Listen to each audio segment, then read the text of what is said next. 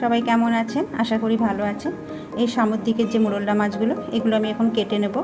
এগুলো সর্ষে দিয়ে আর পাকা তেঁতুল দিয়ে টক করব। চলুন আমি মাছগুলো সব কেটে কুটে নিই, তারপরে দেখাবো। আমি কেটে ধুয়ে নিয়েছি, দেখুন সুন্দর করে মাছ কেটে ধুয়ে নিয়ে এসেছি।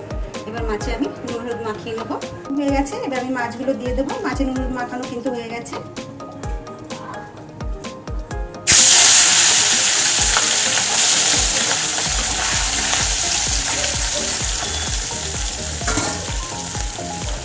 মাছগুলো উল্টে দেবো।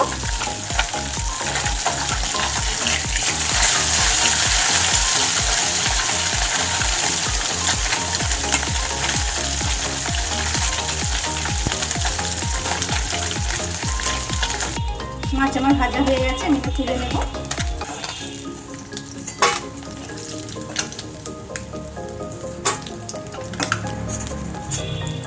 এভাবে করে ভেজে নিয়েছি। এবার আমি সব মাছগুলো ভেজে নেব। আমি সব মাছ ভেজে তুলে নিয়েছি। আমি এবারে তেলের মধ্যে দেব একটু কালো জিরে। যেহেতু আমি মাছের টক করছি না, কিন্তু আমি মাছের ঝাল করছি।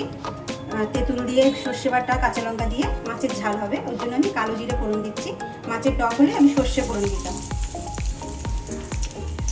কালো জিরে দিয়ে দিয়েছি। এবার দিয়ে দেবো এখানে সর্ষে বাটা। আমি জল দিয়ে গুলিয়ে নিয়েছি, এটা দিয়ে দেবো।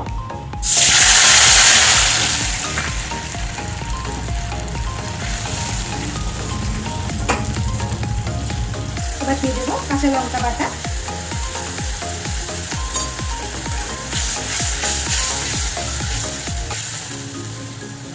এবার দিয়ে দেবো স্বাদ মতো নুন। দিয়ে দেবো স্বাদ মতো নুন। দেবো এবার হলুদ।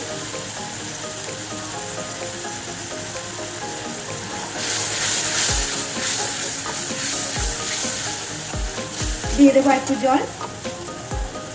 এই যে বাটি ধোয়ার জলটা দিয়ে দেবো।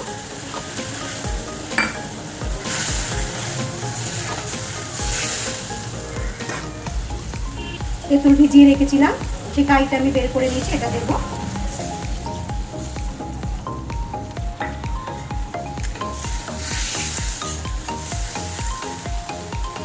এটা ফুটে গেলে এবার মাছটা দিয়ে দেবো।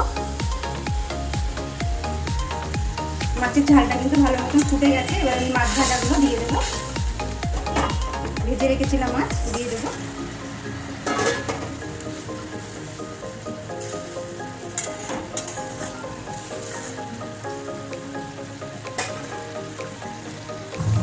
আমার কিন্তু মাছের ঝাল হয়ে গেছে। এখানে সর্ষে বাটা, কাঁচা লঙ্কা বাটা, তেঁতুল দিয়ে হয়ে গেছে আমার ঝাল। পাকা তেঁতুল দিয়ে, সর্ষে বাটা আর কাঁচা লঙ্কা বাটা দিয়ে আমার মাছের ঝাল হয়ে গেছে। এবার আমি নামিয়ে নেবো। ব্যাস, আমি ঝাল নামিয়ে নিয়েছি, হয়ে গেছে। ব্যাস, আজ এই পর্যন্ত। সবাই ভালো থাকবেন, সুস্থ থাকবেন, আবার দেখা হবে।